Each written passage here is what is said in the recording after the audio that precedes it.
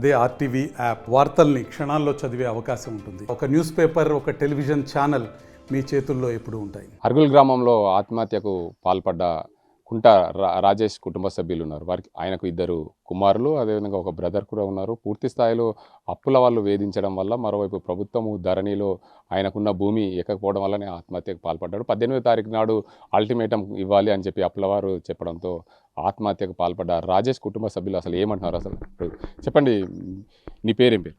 ఋత్విక్ కుంట. మీ నాన్న ఏమైంది, అసలు ఏం జరిగింది?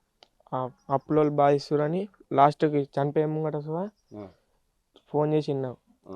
ఏమైంది విన్నావు అంటే అత్తున్నా తోటలున్నా అని చెప్పిండు. చెప్తే ఏమన్నా మళ్ళీ మీరు ఎటైనా పోయినప్పుడు మెల్లవో అన్నాడు.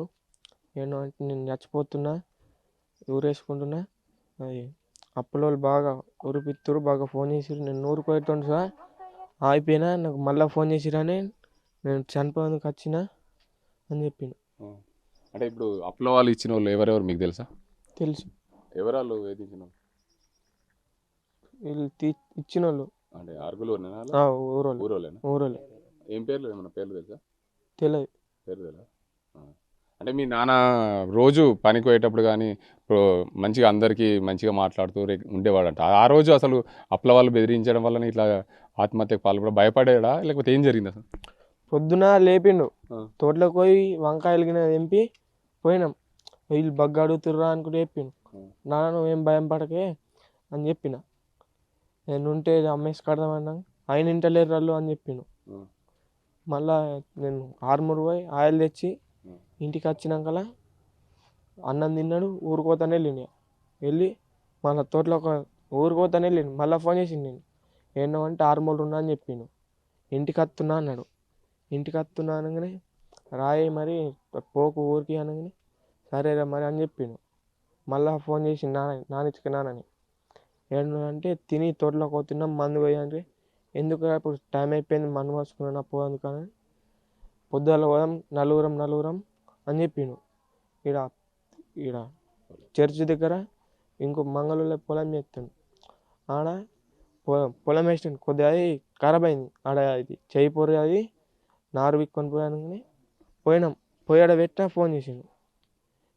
గిట్లా అని ఫోన్ చేసిండు.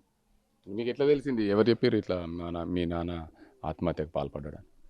ఎట్లా తెలిసింది? నాకే ఫోన్ చేసిండు. ఫోన్ చేస్తే ఇంకొక ఆయనకు ఫోన్ చేసిన. నేను ఫోన్ చేసి అందరికి ఫోన్ చేసి తోటలోకి పోయినాం. ఒకవేళ వేరే కాడ వదిలేసి తోటలోకి పోగానే ఒక సైడ్ కింద ఒక్కైనా అయినాం, ఇంకో సైడ్ కింద ఒక్కలేము. చెట్టు కూరేసుకున్నాం. ఇప్పుడు మీ నాన్న మీకు అప్పులు ఇచ్చిన వాళ్ళు ఎవరు తెలుసా? తెలియదు. మీ నాన్నని అసలు భయపెట్టించారంట కదా, పైసలు కట్టమని. మందామనుకో భయపెట్టించు. మందామని వాళ్ళే చెప్పిళ్ళు, మళ్ళీ చచ్చిపోమని వాళ్ళే చెప్పిళ్ళు, అన్ని వాళ్ళే చెప్పిళ్ళు. నీకు చచ్చిపోయేటప్పుడు ఫోన్ మాట్లాడుకుంటాను పానం విడిచిండు. చిన్న అనుకుంటా. నీ పేరు చిన్న అనుకుంటే పానం విడిచిండు. ఫోన్ జేబులో పెట్టుకున్నాడు, ఊరేసుకున్నాడు. చెట్టు మీద ఎక్కే ఫోన్ చేసిండు అందరికి. ఆర్డర్ గ్రూప్లో పెట్టిండు వాయిస్ రికార్డింగ్. మా ఊరు సర్పంచ్ కూడా పెట్టిండు వాయిస్ రికార్డింగ్. పెట్టి చెట్టు మీద కూర్చొని పెట్టిండు. ఆ డ్రోల్ పోలేదు. ఇక నువ్వు నా తోటలోకి మందు పోతా ఉంటే అద్దు ఆడ మందు పోసుకుని అన్నాడు. ఈయన నార్వికమన్నాడు. ఇక్కడ మంగళూరు పొలాల నార్విక ఆడ పెట్టుకోలే అన్నాడు. అడుగు మా అన్న సంచి పెట్టిండు. ఫోన్ చేసి బండి మీద మా అన్నని మెల్లవో అనుకుంటున్నాడు. మెల్లవో అన్న తర్వాత మళ్ళా నాకేమంటే అమ్మకి ఇచ్చిండు. వేరున్నావు అంటే చెప్తలేడు, అడ్రస్ చెప్తలేడు. అడ్రస్ చెప్పకపోతే మాకు తోటలో గుర్తుకొచ్చింది. తోటలోకి మేము అందరం తోలుకొని పోయినాం. పోగానే ఇక్కడికి చెక్కలు అక్కడికి చెక్కలు వేలు చెట్టుకున్నాడు. అలా బ్రదర్ ఉన్నారు, వారిని అడుగుదాం. చెప్పండి, మీ అన్నకు అప్పులు అంటే వ్యాపారం ఇటుక బట్టి తీవ్రంగా అప్పులు అయ్యాయి, లాస్ వచ్చింది. దానివల్ల ధరణిలో భూమి ఎక్కపోవడం వల్ల అమ్మడానికి వీలు కాలేదు. ఎంత అప్పులైనా, ఏం జరిగింది అసలు? అప్పులు ఎంతనే నాకు కూడా తెలియదు కరెక్ట్. నేను మొన్న వచ్చినట్టు బయటగా మొన్న ఫోన్ చేసినప్పుడు ఇట్లా అయిందని చెప్పేసి అడుగుపోయినా. అంటే అప్పులు తీసుకున్నాడు కానీ ఇప్పుడు నాకు తెలియదు ఇంకా మొత్తం నాకేం తెలియదు. మొత్తానికి చూసుకోవచ్చు, అప్పులు అయితే తీసుకున్నాము మేము, వారికి అందరికీ కూడా అప్పులు కడతామన్నాము, కానీ కడతామనంగా కూడా మా నాన్నని వేధించారు. ఎవరైతే ఆత్మహత్య చేసుకున్న కుంట రాజేష్ అక్కడ ఆత్మహత్య చేసుకున్న ఘటనను కూడా అందరికీ ఫోన్ చేశారు. మాకు కూడా మా నాన్న ఫోన్ చేస్తూ మాట్లాడి, మీరు ధైర్యంగా ఉండండి, ఏం కాదు, ఎటు వెళ్ళకండి, మీరు జాగ్రత్తగా ఉండండి అని చెప్పి మాకు జాగ్రత్త చెప్తూ మా నాన్న ఆత్మహత్యకు పాల్పడ్డాడు. అందువల్ల మేము ఏదైతే అప్పుల వాళ్ళు ఎవరైతే ఉన్నారో అప్పుల వాళ్ళని మేము మా నాన్న చనిపోయాడు, మేము అప్పులు ఎలా కట్టాలి, ఆ భూమి ధరణిలో ఎక్కకపోవడం వల్ల అమ్ముకోలేకపోయాము, అందువల్ల అప్పుల వాళ్ళు ఇబ్బంది పెట్టడం వల్ల ఈ ఆత్మహత్యకు పాల్పడ్డాడు. మా నాన్న లేని లోటు ఎవరు తీరుస్తారనే బాధగా చెప్తున్నారు వారి ఇద్దరి కుమారులు. తనకున్న భూమి ధరణిలో ఎక్కలేదు, దానివల్ల నాకు ఇబ్బందులు అవుతున్నాయి, నేను ఏదైతే వ్యాపారం కోసం అప్పులు చేసుకున్నాను, అప్పులు చేసుకున్న క్రమంలో కొంచెం ఇబ్బంది అవుతుంది, నా భూమి అమ్మి అప్పులు కడతామన్నప్పుడు ప్రభుత్వ అధికారులు నా భూమిని ధరణిలో ఎక్కియకపోవడం వల్ల నేను ఇబ్బందులు పడుతున్నాను, ఆత్మహత్యకు పాల్పడ్డానని చెప్పి కుంట రాజేష్ చెప్పడం. అయితే దానికి సంబంధించి పూర్తి స్థాయిలో రాజేష్ ఆత్మహత్య చేసుకున్న ఘటన పూర్తిగా అర్గుల్ గ్రామంలో కలిసివేసింది. కుటుంబ సభ్యులు కన్నీరు మున్నీరుగా రోధిస్తున్న పరిస్థితి. కుటుంబ సభ్యులు ఉన్నారు. అసలు పూర్తి స్థాయిలో ఏం జరిగింది అనే అంశానికి సంబంధించి వారిని అడిగి తెలుసుకుందాం. అసలు చెప్పండి, అసలు ఏమైంది ఇబ్బంది? మేము బతుకుతామని బాకీలు చేసినాం, అడగంగానే ఇచ్చిండ్రు వాళ్ళు 3 నెలల నుంచి వెళ్ళి బాగా ఇబ్బంది చేస్తారు. మా పేరు మీద భూమి లేదు, మా మామయ్య చనిపోయిండు, మా తమ్ముడు లేడు, సేరెంత వచ్చినా కానీ మేము చూసుకొని మేము ఎక్కించుకున్న తర్వాత అవి వేసుకున్న తర్వాత అమ్మేసి ఇస్తాము అంటే మాకు సంబంధం లేదు, మాకు ఇప్పుడు కావాలా, మీ ఇంటికి వచ్చి కూర్చుంటాము అంటే ఆయన 3 నెలల నుంచి వెళ్ళి ఇంటికి సుగా దొంగదారిన పొద్దున లేసి 4 గంటలకే 3 గంటలకే తోటలకు పోయిండు, చీకటి పడ్డాకల్లా వచ్చిండు, మధ్యాహ్నం అట్లా అక్కడికి వెళ్ళి వచ్చుకుంటా వాళ్ళ గడ్డేసుకుంటా చేసుకుంటా ఆ తిన్న అన్నం సుఖ పెయిన పట్టకుండా ఇది చేసుకున్నాడు. మేము తిన్నా పెయిన పట్టలేదు, పన్నా నిద్ర పట్టలేదు, తెల్లని దాకా సుఖ నన్ను బాకీలో వస్తుర్రు కొడుతుండ్రు అంట కలరిచ్చుకుంటూనే ఉన్నాడు. ఆయన ఒక్కళ్ళకి చిన్న పిల్లలకైనా దారిస్తుండే, నాకున్నంత ధైర్యం సుఖ లేదు ఆయనకు, ఆయన అంతా ఇది చేసుకున్నాడు. మేము భూమి అమ్మి కడతామన్నా కానీ మమ్మల్ని బాగా బాకీలోళ్ళు వేధిస్తేనే ఆయన బౌరు పెట్టుకొని చనిపోయిండు. పిల్లలతో మాట్లాడిండు, వాయిస్ రికార్డింగ్ ఎవరి అయినా చిన్నగా ఇట్లా చూసన్నా కానీ ఇంకొకళ్ళకి ఇట్లా ఇచ్చేయకపోవు, ఎంత పెద్ద ధైర్యం చేసుకొని అరుగులు గ్రూపులో పెట్టిండు. అన్నీ మీరైనండ్రి, లేబర్ల మీద 10-12 లక్షలు అయినాయి, వ్యవసాయంలో లాస్ అయినాం, మేము తెచ్చుకున్నాము, వాస్తవమే మేము కడతామని చెప్పినాము, మమ్మల్ని బాగా టార్చర్ చేసిండ్రు. ఆ టార్చర్ భరించలేక నన్ను ఎత్తిలా తోలూసిపోతున్నదని చెప్పి పిల్లలను చూపెట్టి నన్ను ముట్టి చూడమంటే నువ్వు అట్లనే అంటున్నావు కానీ నేను నమ్మలేను. నా కొడుకు చూసి అవునమ్మా అన్నాడు, నేను ఊరికి వేస్తాను పోయిండు. ఇక బాణాలు వాయిస్ కరెక్ట్ పెట్టిండు, అరుగుల గ్రూప్లో పెట్టింది నాకు తెలియదు. మేము ఆ తోటలకి మందు వస్తామంటే ఆ తోటలకి ఎందుకు నువ్వు మందు పోసుకొని వస్తావని చెప్పి ఇక్కడికి పోయని చెప్పిండు. ఆ తోటలో ఉన్నాడు, అన్నీ చేసుకుంటా అయినా బాణాలు వదిలేసుకున్నాను. పిల్లలంటే ఇష్టం, నా భార్య అంటే ఇష్టం, నా కొడుకులంటే ఇష్టం, నా పానాలు వదిలేయాలని లేదు, కానీ నాకు బాకీల బాధలతోని నేను పానాలు తీసుకుంటున్నా అని చెప్పి నా పానాన్ని తీసుకుంటానయ్యా. ఎవరెవరు ఇచ్చారు అప్పులు? అసలు మస్తు మంది దగ్గర తెచ్చుకున్నాం మేము, ఎవరెవరు ఇబ్బందులు పెట్టారు? మస్తు మంది అందరు పెట్టిర్రు టార్చర్, పైన సార్లు బాగా పెట్టిర్రు. ఇక్కడనే అరుగుల గ్రామంలో నెలకు వడ్డీలు కట్టినాం, 60-70 వేలు వడ్డీలు కట్టుకుంటూ వచ్చినాం. మహిళా సంఘాలు ఇట్లా అన్నీ కట్టినాము, కట్టుకుంటా రాంగా ఇస్తామన్నా కానీ లేదు, పలానా తారీఖు కావాలా పలానా తారీఖు కావాలంటే మా పేరు మీద భూమి లేదు, మేము అప్పు తెచ్చుకున్నది మాత్రం కరెక్టే, మేము ఇస్తామన్నా కానీ భూమి ఇస్తామన్నా కానీ మాకు లేదు, మాకు కావాలా, మాకు ఇయ్యాలా, ఇచ్చిందాకా నడదని చెప్పిండ్రు. మాకు వాళ్ళందరూ ఊకుంటలేరు అని మమ్మల్ని బాగా టార్చర్, ఫోన్ల మీద డైరెక్ట్ ఆయనకు టార్చర్ చేసిండ్రు. మాకు ప్రభుత్వం న్యాయం చేస్తుందా, మరి మీ ఎవరు ఊరు న్యాయం చేస్తుందా, మాకు మీ అందరికీ ధన్యవాదాలు. మీ పేరున నా భర్త ఎట్లా ఉన్నాడో అందరికీ తెలుసు, చిన్న పిల్లలు అసంటాడు దారిచ్చి వదిలేసిండు, ఎవరితోని కూసలాడలేడు చేయలేడు. నా చిన్న పిల్లల్ని పట్టుకొని నేను ఏంట నుంచి వెళ్ళి తోటల గడ్డి విక్కొని మేము బతికినాము, రైతులం మేము. ఏదో పొద్దున్న లేసిన నుంచి నైట్ 7-8 దాకైనా పని చేసుకొని బతికినాం మేము. మాకు ప్రభుత్వం న్యాయం చేస్తుందా? నా పిల్లలు చదివించుకుంటందుకు సుఖ నా దగ్గర ఏం లేదు. ఇప్పుడు ఎండిపోయినా సుఖ అవి పెట్టదందుకు సుఖ నా దగ్గర రూపాయి లేవు. ఎవరు చేస్తుర్రో ఎవరు పెడుతుర్రో నాకు తెలియదు. ఇది వరదాకైనా నేను కన్నీరు మున్నీరుగా ఏడ్చుకుంటా, నా పిల్లలు నేను నా భర్త శవం ఇప్పుకొని ఏడ్చుకుంటా గుద్దుకుంటా మొత్తుకుంటా ఉన్నాము. మీ అందరికీ నా ధన్యవాదాలు. నాకు న్యాయం చెయ్యాలా? నాకు ఇంతకు తెలిసి నాకు ఎన్న పిల్లలను సుగా చదివిపోయిండ్రి. నేను బాగా ఇదైనా నా గోసాలు మీరు నేను ఎన్నడో పోయి కలెక్టర్ దగ్గరకు పోతా, నేను చెప్తా అని చెప్పిన సుఖ. నేను చెప్పినా కానీ నేను తెచ్చుకున్న డబ్బులు అని వాళ్ళందరినీ మోసం చెయ్యగలగలేను అని అన్నాడు. అంటే నేను ఏదన్నా పోయి వేసుకొస్తా, నువ్వు చనిపోకు అని నేను చెప్పినా కానీ అలా టార్చర్కి ఆయన పానం తీసుకున్నాడు. భూమి ఇస్తా అని చెప్పినా కానీ నాకు ఇప్పుడు నా పిల్లలకే 18 తారీఖు వరకు అలా కావాలనగానే ఆయన ఎటు తీరం పట్టించుకోక పానాలు వదిలేసిండు. అది పానాలు వదిలేసుకుంటే నాకు చనిపోవాలని లేదు.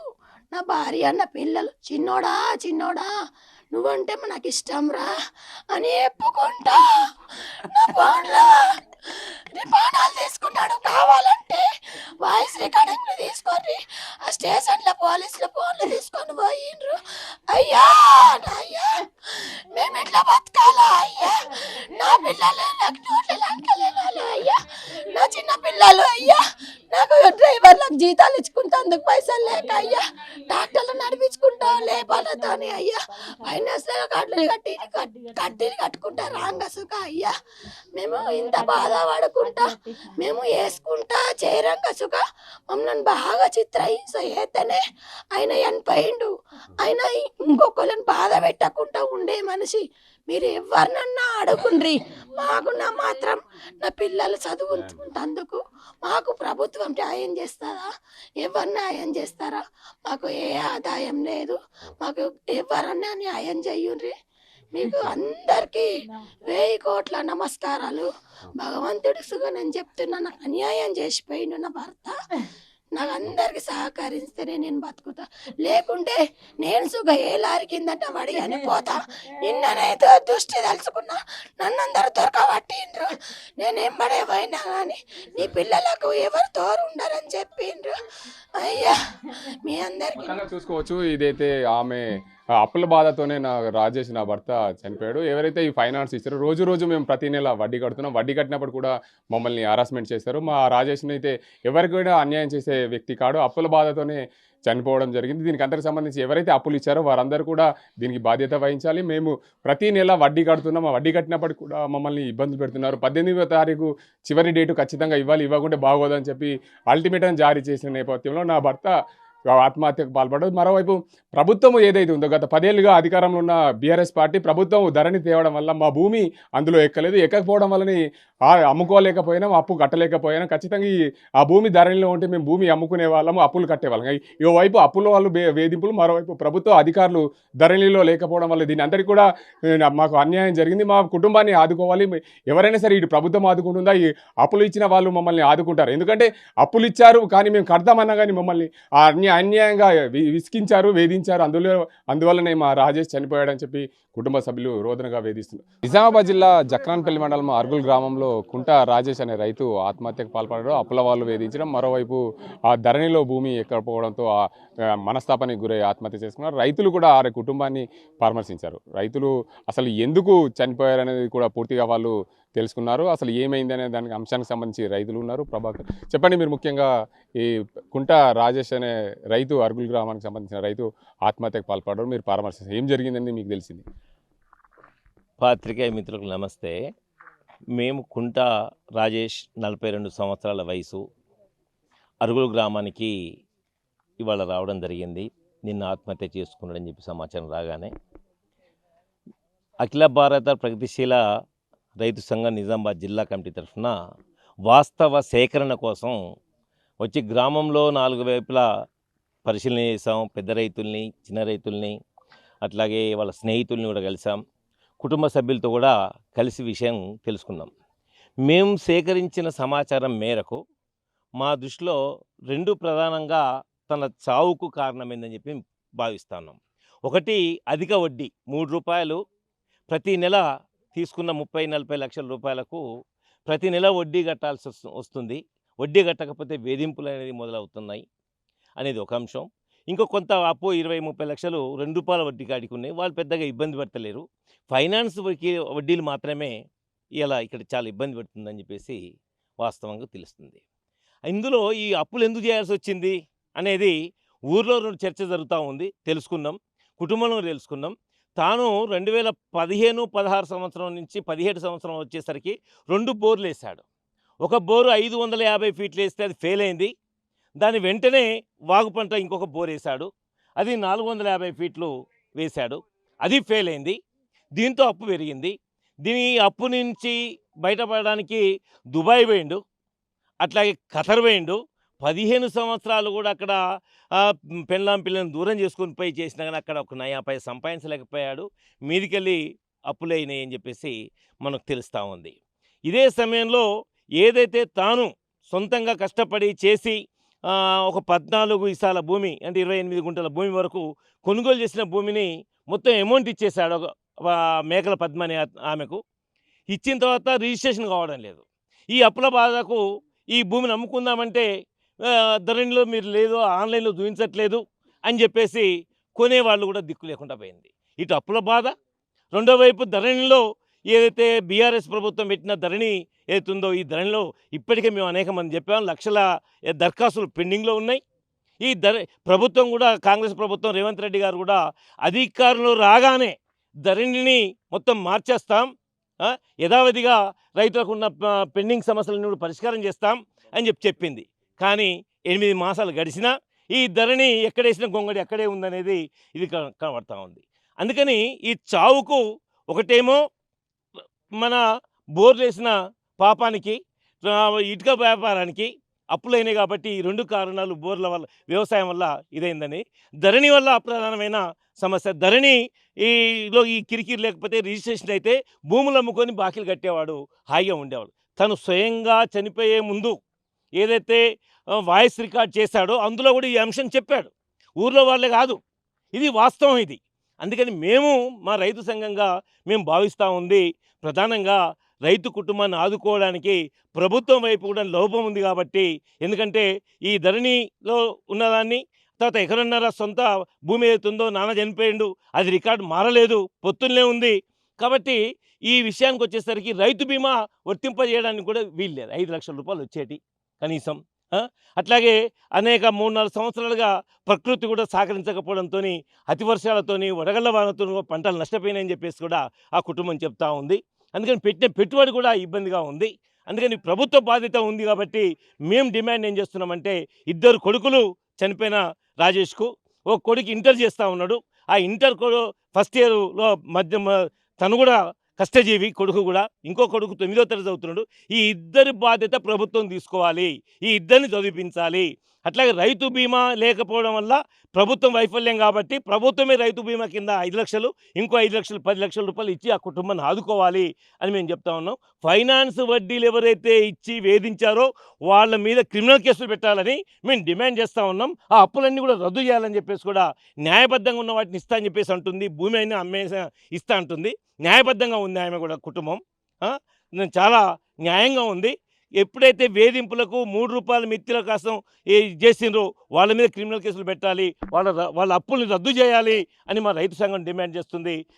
ఏదైతే మిగతా వాళ్ళకు మహిళా గ్రూపులకు కావచ్చు, అట్లాగే మిగతా రూపాయిన్నర 2 రూపాయల మిత్తి వాళ్ళకు చిన్న చిన్న వడ్డీలకు కావచ్చు, స్నేహితులకు ఇచ్చిన వాటికి కూడా భూమి అమ్మేని ఇస్తా అని చెప్పేసి అంటుంది.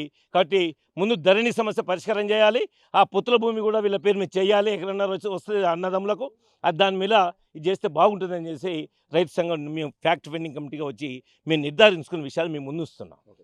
మొత్తంగా చూసుకోవచ్చు, రైతులు ఏదైతే ఉన్నారో ఆ రైతులు చెప్తున్న పరిస్థితి మేము ఫ్యాక్ట్గా ఏదైతే తెలుసుకున్నాం. గ్రామంలో అతనికి అప్పు కావడం వల్లనే ఆత్మహత్యకు పాల్పడ్డారు. ఒకవైపు కొన్న భూమి ధరణిలో లేకపోవడంతో రిజిస్ట్రేషన్ కాలేదు, అమ్మి కడదామన్నా కూడా వీలు కాలేదు. కాబట్టి ఖచ్చితంగా ఓవైపు ప్రభుత్వ వైఫల్యం, మరోవైపు ఫైనాన్స్ వడ్డీకి తీసుకోవడం వల్ల అధిక వడ్డీ కట్టలేక అప్పుల వాళ్ళు ఇబ్బంది పెట్టడం వల్ల ఆత్మహత్య చేసుకున్నారు కుంటా రాజేష్ అని చెప్పి చెప్తున్నారు. ఇది ఇక్కడ పరిస్థితి. కెమెరా పర్సన్ అజీంతో గంగారెడ్డి, RTV నిజామాబాద్. మరిన్ని వీడియోస్ కోసం ఛానల్ ని సబ్స్క్రైబ్ చేయండి, లేటెస్ట్ అప్డేట్స్ కోసం వాట్సాప్ ఛానల్ ని ఫాలో చేయండి అండ్ లింక్ డిస్క్రిప్షన్ లో ఉంది.